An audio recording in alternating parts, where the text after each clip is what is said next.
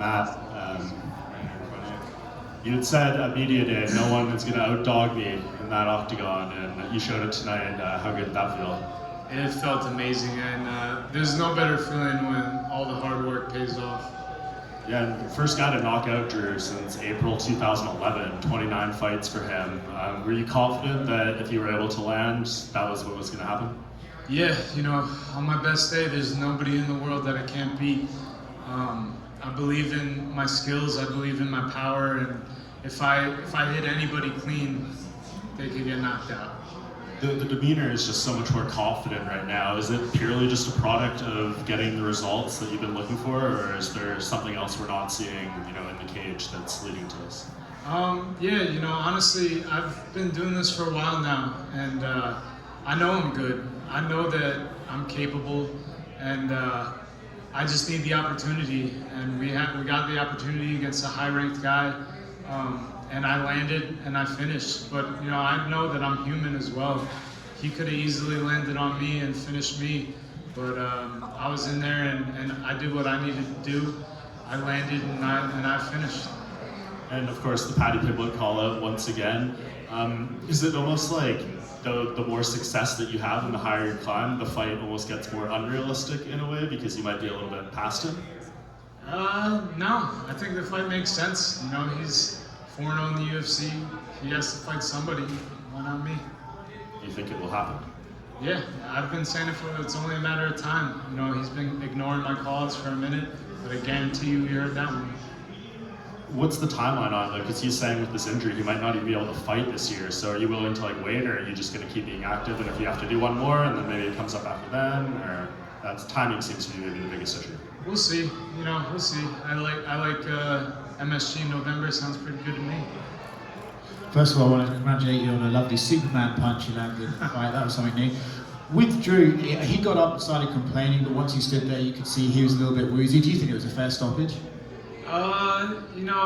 Yeah, I gotta watch the fight, but yeah. If you could have scripted this, right, knocking out a guy who's notoriously hard to knock out, being able to cut a great promo afterwards and having the crowd react like that, was this up there with as good as you could have imagined? Yeah, I would say so. Yeah, I was prepared to wrestle him too, but we landed and we finished him, and I remember he dropped, and I'm just hammering. I'm working for the finish, just keep punching, and I was getting flashbacks of the Valdez fight, and but Herb stepped in there and stopped it. Thank God.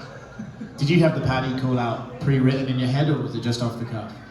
I must have heard the Chael Sonnen thing, and that was just stuck in my head.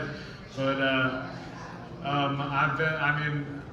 I know I called him a bitch. I hope that ESPN didn't bleep that one out. We heard it. All right, yeah. But that's it. He's got to stop being a bitch. Do you think, obviously, right, you said he's ignored your previous call-outs, but he had to have heard this one, which is pretty fair. If he ignores this one, is it safe to say at that point he just will never have any interest in fighting you and was trying to avoid you? Until he takes that loss in the UFC, I want to be the first one to beat him in the UFC. I like to do things that nobody's done. In my last 2 fights, I beat undefeated guys. This fight, I knocked out Drew Dober, has never been knocked out. I want to be the first one to beat Paddy Pimblett in the octagon. Hey Matt, over here. Congratulations, man. Talking about Paddy, how does a fight between you two go? It'd be a fun one. I love the energy he brings to the octagon. The crowd that he brings, and then he goes for it on the feet too. He throws on the feet, and then he's got high-level grappling. I think that's what excites me the most, because I love jiu-jitsu as well, and I see him tapping out Marines and stuff. I'm like, come on, how about me next? I'm a soldier. I was an Army vet in the Army for 8 years. Come on, try and tap me out. And which win was better, do you think? I know there's some recency bias, obviously, but tonight or your win in MSG? They were both so good, honestly. It's always the next one's always the best one. They're both amazing. all 3, the last 3 fights, they were all amazing. And then Dana said the other day that they have plans to come back to Madison Square Garden this year. I know you want Paddy. I'm not sure how that timeline lines up, but do you want to get back at MSG soon? Yeah, I think I've been on average fighting, about every 6 months. My hand feels a little messed up. Hopefully it's not not broken, but yeah, I think November MSG. I always have that start. I like to get that fight in right before Thanksgiving, right before Christmas. I got this. This was a nice time to fight. Now I get to go enjoy summertime in Long Island. I'm gonna take my wife to Italy. We're gonna have a nice vacation. Gonna be jacked and tan all summer. Try to stay in shape. Try not to be the cream roller. Yeah, we'll see. We gotta go back to the gym, get back into the gym, help out my team with whatever they need. Whoever's got the next fight coming up, I'm there for sparring for them, and we reassess and we keep leveling up. Matty. Yeah, Ike. Can I call you Matty? Yeah, you're my boy, dude. Ike Feldman with NBC Sports. Great performance, Matty. Where does this rank on the all-time steamroller performances? I mean, pretty high. I think knocking out a legend like Drew Dober, who's never been knocked out, is awesome. I think the last one at MSG was very sweet because Ottman needed to get knocked out. He needed to be humbled, and we had a good backstory. But I just beat number 14 in the world, so I'm one of the best fighters in the world, and I can say that, very confidently now. And at what point did you know during the week or tonight until it was finally over that you were going to win this? And did Drew Dober's jaw throw you off by I knew that I was capable of doing this since I got offered the fight.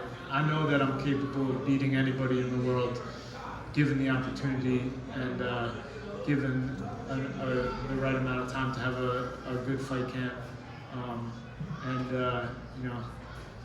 Giga Chad had a nice chin all week, but he's the nicest guy, man. He's weirdly nice, but he's a good dude. Amazing, amazing. And for many that don't know, the Bulldozer, your father, extremely supportive. You have an amazing support system. How much does your father mean to you in your fighting career and outside of fighting, of course? It means the world to me. I do this to bring my family, bring my friends on the ride with me. And I'm just so blessed, and I thank God that I have this opportunity and I could bring my dad, I could bring my brother, I could bring my family, my friends, my team. I can bring them all with me because that's what I love to do. We're enjoying the ride. My final thing, Paddy walks out to a really good pump-up song, Yeah, Yeah, Yes. I think that's what it is. You obviously walk out to a great song. Whose song is better? Come on, the trumpets don't lose. Matt over here. Congratulations on a big win. And are you noticing every single time you go out there, you're becoming a huge fan favorite? And all throughout the entire week, people were screaming, cheering. It was deafening. Like Steamroller Mania is running wild. Like, are you noticing like you're becoming a huge fan favorite across the board? Yeah, right. It's crazy. Do you contribute that because you're completely being your authentic self? You're not playing a character. Like, do you attribute that as also with your great fighting style? Yeah. I think I'm just becoming more comfortable. I've been in the UFC for 5 years now, and I think my body of work speaks for itself. And I'm hoping. Actually, I don't even want to say it yet. I don't even want to say it because I'll jinx myself, but maybe I'll get a bonus finally. A good possibility. Yeah, let's not jinx it.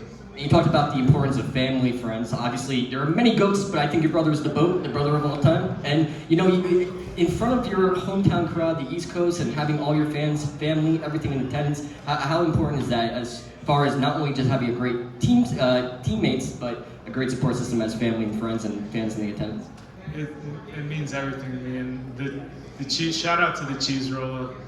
He helps me out a lot behind the scenes. I don't let him shadow box all fight week because I don't want to look at it. But now after the fight, now you can shadow box. And so, but thank you, bro. Congratulations on the win. Thanks. Hey Matt, down here to your left. The other left, yeah. As a, you're a Mets fan, as am I, so yeah, I know. Let's go Mets. Did you see Steve Cohen in the front row watching your fight? No, I was looking around for him. I didn't see him, but I was hanging out with him in the suite last week. Him and Alex and Josh, and hyping up the fight. You know, I'm just so like happy I was able to show out for him. He came out specifically for your fight, by the way. And that was awesome. What did you say to him when you met him in the suite at Citi Field? I told him that I got a big fight coming up, and I'm ready to go. I'm fighting number 14 in the world, so it's a huge fight. And I told him that him and Alex and Josh need to come out to the fight and enjoy it. He's never been in a UFC fight, so I was telling him about the energy and how the UFC puts on such a good show. And I'm glad that he made it out. Thanks, man. Unlike the Mets, you won the fight. So. Yeah, we're coming though. You don't want to start too hot in baseball. We got a long season. We're coming. Matt, over here to your right.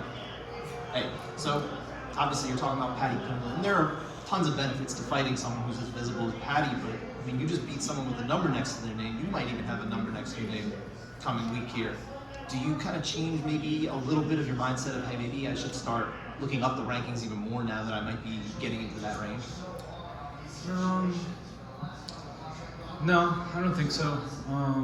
But we go back to the gym. We reassess. I kind of take a look at the landscape of when I want to fight, what makes sense, whose schedules line up. But look at Drew Dober. He gave me the opportunity. He didn't have to fight back in the rankings and do that. I think that there's a lot of fun, exciting fights, in the lightweight division in the UFC, not just ranked guys. But we'll see. My goal is to be a world champ, but I think styles make fights, and exciting fights is what fires me up. Opponents that really get my blood going. When I hear an opponent and I think about a fight, and I'm like, oh yeah, like that. That's something I want, I get that little tingle in my ball sack, I get that going, and then I get excited about it. Like Drew Dober, I got that. I was like, oh yeah, that's what I want, So we'll see. You do a lot of your best work kind of from the outside of the cage. You've gotten obviously busted up Dober tonight, working from the outside, and the last fight you had against, that's how you knocked him out when you were back against the cage here. Is that something you really like being in that position? It's not really necessarily the most perfect. I don't know. I mean, Coach, we're doing a lot of movement, right? We're doing a lot of movement, and then fight with his head. fighting with our head. Not using his head, fighting with his head. There you go. But I mean, honestly, I could fight well, backing up. I could fight well going forward. So it's I can fight any way. That last fight you had in Madison Square Garden, you really didn't get the chance to get as going as this one did, because this was 4 minutes and that one was 2.5 minutes. I think there was a lot more strikes thrown here as well, and in that time, you really got to bust up Drew Dober. You really kind of were landing here and there, landing some really good shots, as opposed to kind of that one that kind of, a couple punches that really put down, besides our last time. Does it kind of mean any more that we were able to get some real work in there and not just get a knockout, but kind of beat him along the way?